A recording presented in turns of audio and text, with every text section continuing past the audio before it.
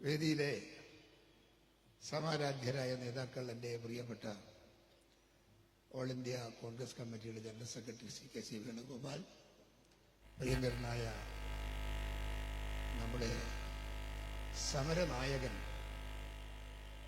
നമ്മുടെ എല്ലാം ഈ നാടിൻ്റെ നാട്ടുകാരുടെ പ്രശ്നങ്ങളും പ്രയാസങ്ങളും ദുരിതങ്ങളും കഷ്ടപ്പാടുകളും കണ്ടപ്പോൾ മനസ്സ് നൊന്ത് നിങ്ങൾക്ക് വേണ്ടി നമുക്ക് വേണ്ടി സമരം ചെയ്യാൻ ഇറങ്ങിയിരിക്കുന്ന പ്രതിപക്ഷ നേതാവ് VD സതീശൻ, ഘടകകക്ഷി നേതാക്കന്മാരുടെ വലിയ നിരയുണ്ട്. ഞാൻ എല്ലാവരുടെയും പേര് പറയുന്നില്ല. നേതാക്കന്മാരെ, എൻ്റെ പ്രിയമുള്ളവരെ, ചെറിയ വാക്കിൽ ഞാൻ എൻ്റെ വാക്കുകൾ നിർത്തും. ഒരുപാട് പ്രാസംഗികന്മാർ നിങ്ങളോട് സംസാരിക്കാനുണ്ട്. ഞാൻ ഈ സത്യത്തിൽ ഈ ജാഥ തുടങ്ങുമ്പോൾ ഞാൻ ഇത്രയൊന്നും ഒരു ജനങ്ങളെ ഞാൻ പ്രതീക്ഷിച്ചിട്ടില്ല. എന്നെ അത്ഭുതപ്പെടുത്തി ഈ ആൾക്കൂട്ടം ഇന്ന് ഇവിടെ നിങ്ങൾ കാട്ടിയ ഈ ഷോ. എന്തുകൊണ്ടെന്ന് ചോദിച്ചാൽ, പ്രശ്നങ്ങളുടെ ഗൗരവമനുസരിച്ചാണ് മനസ്സിന്റെ പ്രതിക്രിയ എന്ന് പറയാറുണ്ട്. നിങ്ങളെയൊക്കെ മനസ്സിന്റെ പ്രതിക്രിയ പ്രശ്നങ്ങളുടെ ഗൗരവമനുസരിച്ചാണ്. ഈ നാട് എങ്ങോട്ടാ പോകുന്നത്? ഈ നാടിൽ ഭരിക്കുന്ന 8 വർഷമായി പിണറായി വിജയൻ എന്ന് പറയുന്ന ഒരു കോന്തൻ മുഖ്യമന്ത്രി ഈ നാട് ഭരിക്കുന്നു. ആർക്ക് വേണ്ടിയാണ് അദ്ദേഹം ഭരിക്കുന്നത് ഈ സംസ്ഥാനം? ഭാര്യക്കും മക്കൾക്കും വേണ്ടിയാണ്.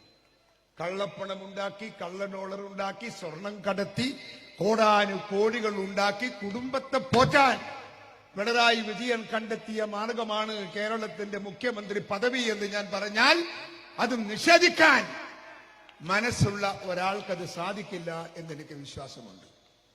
എങ്ങോട്ടാണ് ഈ പോക്ക് എന്ന് എനിക്കറിയില്ല. നേരത്തെ പലരും ഇവിടെ സൂചിപ്പിച്ചു പല കാര്യങ്ങൾ. ഇന്നിപ്പോ എവിടെ എത്തിയിരിക്കുന്നു നിങ്ങളൊരു കാര്യം മനസ്സിലാക്കണം. ഞാൻ വളരെ ബ്രീഫ് ചെയ്യാം. നമ്മുടെ നാട്, ഈ കേരളം അല്ലെ ഇന്ത്യ, ഇതുപോലെയൊന്നും ആയിരുന്നില്ല സ്വാതന്ത്ര്യം കിട്ടുമ്പോ ഈ നാട് വൈരുദ്ധ്യത്തിന്റെയും വൈജാത്യത്വത്തിന്റെയും പ്രത്യേകത വ്യത്യസ്തങ്ങളുടെയും ഒരു വിളനിലമാണ് ഈ നാട്. ഭാഷ, സംസ്കാരം എല്ലാം വ്യത്യസ്തമായിരുന്നു നമ്മുടെ നാട്ടിൽ. ഇവിടെ ഐക്യത്തിന്റെ ഒരു പറുദീസയും ഉണ്ടായിട്ടില്ല. ഐക്യപ്പെട്ടു പോകുന്ന ഒരു ഘടകവും ഉണ്ടായിട്ടില്ല. എല്ലാം വൈരുദ്ധ്യങ്ങളുടെ ഒരു നാടാണ്.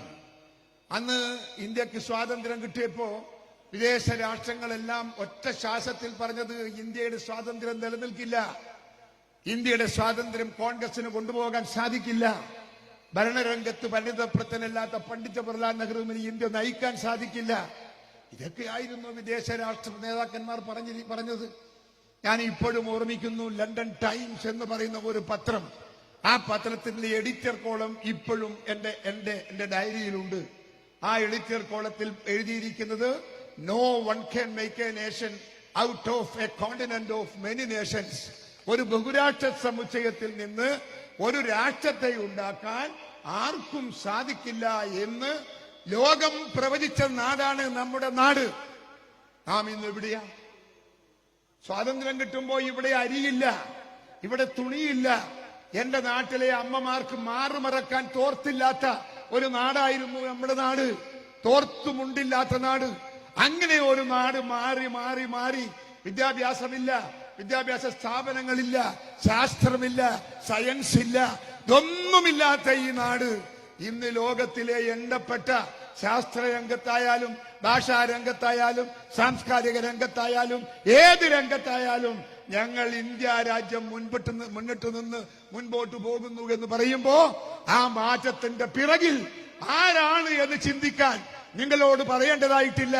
ഇന്ത്യൻ നാഷണൽ കോൺഗ്രസ് എന്ന് പറയുന്ന രാഷ്ട്രീയ പ്രസ്ഥാനത്തിന്റെ മാത്രം കഴിവ്, പ്രാപ്തി, അതാണ് ഈ നാടിനെ ഒന്നാക്കി കൊണ്ടുപോയ ഘടകമെന്ന് നിങ്ങൾ മനസ്സിലാക്കണം.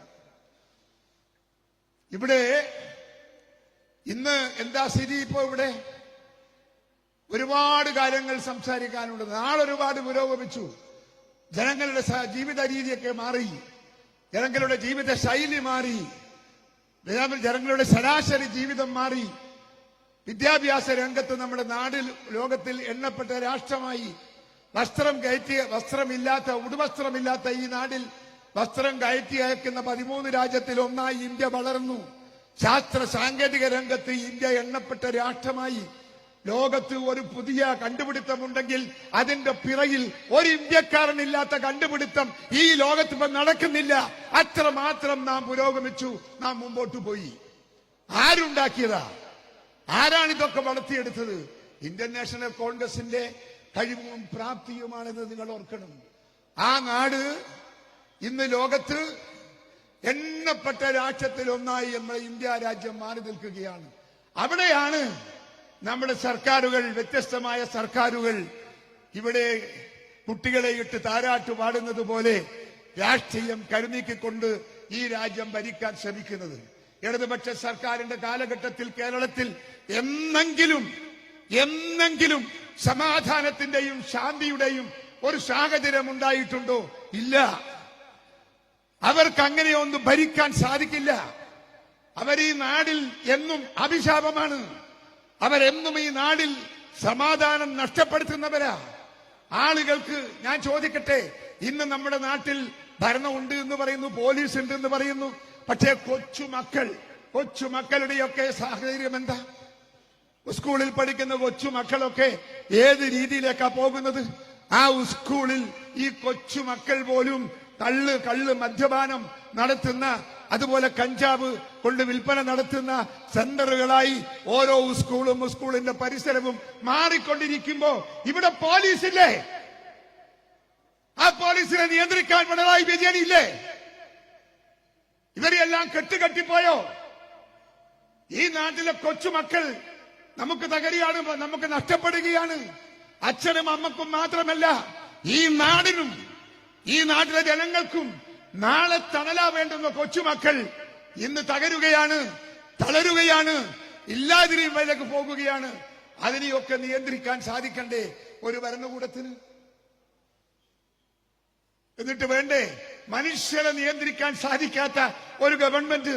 മൃഗങ്ങളെ സംരക്ഷിക്കാൻ സാധിക്കുമോ? ഇല്ല. എന്തുകൊണ്ടാണ് മൃഗങ്ങളെ സംരക്ഷിക്കാൻ സാധിക്കാത്തത്? വിദ്യാഭ്യാസമുള്ള മനുഷ്യന്മാരെ സഹായിക്കാൻ, നിയന്ത്രിക്കാൻ സാധിക്കാത്ത ഒരു സർക്കാരിന് എങ്ങനെയാണ് മൃഗങ്ങളെ സംരക്ഷിക്കാൻ സാധിക്കുക? ഇന്ന് കേരളം വന്യജീവികളെ കൊണ്ട് ജീവിക്കാൻ സാധിക്കാത്ത സാഹചര്യത്തിലേക്ക് എത്തിയിരിക്കുന്നു. വന്യമൃഗ സംരക്ഷണം ഒരു കാലത്ത് കോൺഗ്രസ് ഗവൺമെന്റും ഇടതുപക്ഷ ഗവൺമെന്റും ഒക്കെ വന്യമൃഗങ്ങളെ സംരക്ഷിച്ച നാടാ. ഞാൻ വനം വകുപ്പ് മന്ത്രിയായിരുന്നു.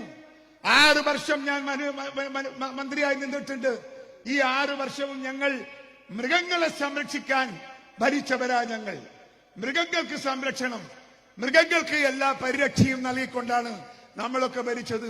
ആ നാട് ഇന്ന് വന്യമൃഗങ്ങൾ ഈ നാടിന്റെ അന്തകന്മാരായി മാറിക്കൊണ്ടിരിക്കുമ്പോ അതിനെ നിയന്ത്രിക്കാൻ, അതിന് നേർവഴിക്ക് കൊണ്ടുപോകാൻ ഒരു സർക്കാർ വേണ്ടേ?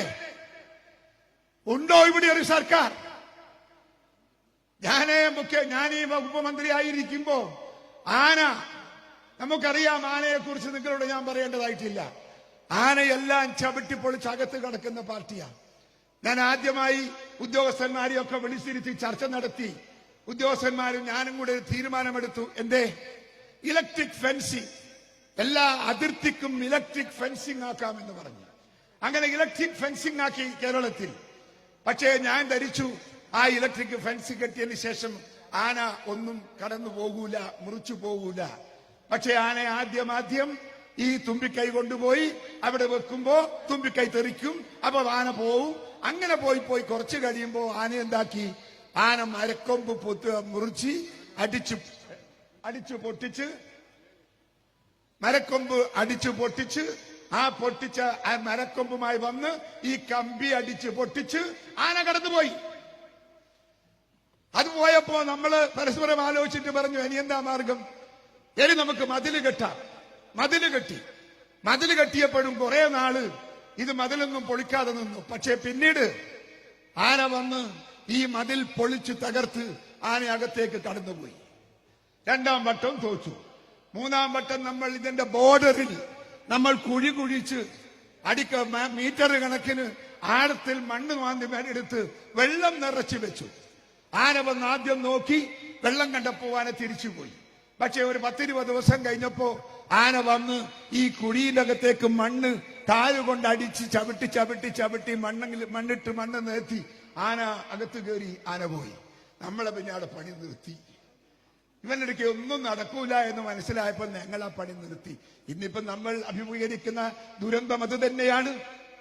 അന്നേ ഞങ്ങളിൽ ആരംഭിച്ച ദുരന്തം തന്നെയാണ് ഇന്ന് കേരളത്തിൽ ഞാനും നിങ്ങളും അഭിമുഖീകരിച്ചു കൊണ്ടിരിക്കുന്നത്. ഇന്നലെ ഒരു സഹോദരിയെ കണ്ടില്ലേ? എന്ത് ദുഃഖമാണ്, എന്തുമാത്രം കഷ്ടമാണ്, എന്തുമാത്രം മനസ്സിന് നമുക്ക് ബോറലേൽച്ച വ്രണമാണ് നമ്മുടെ മനസ്സിലുണ്ടായത്. ശരീരത്തിലെ മാംസഭാഗങ്ങളൊക്കെ മുറിച്ച് ചവച്ചരച്ചി എന്നിട്ടൊരു സ്ത്രീ, ഒരു യുവതി മരിച്ചു എന്ന് പറയുമ്പോ ഈ നാട് എവിടെ നിൽക്കുന്നു, എന്തിനു നിൽക്കുന്നു എന്ന ചോദ്യത്തിന് ഇടതുപക്ഷ സർക്കാർ ഉത്തരം പറയണം. ഞാൻ ചുരുക്കുക. എനിക്ക് മുമ്പ് ഒരുപാട് പ്രസംഗിക്കാനുള്ള നേതാക്കന്മാരുണ്ട്. ഞാൻ അവർക്കൊരു വിഘാതമാകുന്നത് ശരിയല്ല എന്ന് എനിക്കറിയാം. അതുകൊണ്ട് ഈ ഗവൺമെന്റ്, ഈ സംസ്ഥാനം ഭരിക്കാൻ അർഹതയില്ലാത്ത ഗവൺമെന്റ്, കഴിവില്ലാത്ത ഗവൺമെന്റ്, അത് അവർക്ക് ഇന്ത്യ രാജ്യത്ത് കൊച്ചു കേരളത്തെ അതിന്റെ മുകളിൽ ജനങ്ങളുടെ മുമ്പിൽ സ്വാധീനം ചെലുത്തി അവരെ നിയന്ത്രിച്ചു കൊണ്ടുപോകാൻ ഒരിക്കലും സാധിക്കില്ല പിണറായി വിജയന്റെ സർക്കാരിനെ എന്ന് നിങ്ങൾ മനസ്സിലാക്കേണ്ടതായിട്ടുണ്ട്. അതുകൊണ്ട് പിണറായി വിജയനോട് ഞാൻ ആവശ്യപ്പെടുന്നു, മാറ്റങ്ങൾക്ക് വേണ്ടി ആത്മാർത്ഥമായി മുഖ്യമന്ത്രിയായി പ്രവർത്തിക്കാൻ അങ്ങക്ക് സാധിക്കുന്നില്ല എങ്കിൽ ഭരണം മാറ്റി, ഭരണം കൈമാറി നിങ്ങൾ പോകണം എന്നാണ് ഞാൻ ആവശ്യപ്പെടുന്നത്. നിർത്തുന്നു. നമസ്കാരം. ജയ് ഹിന്ദ്.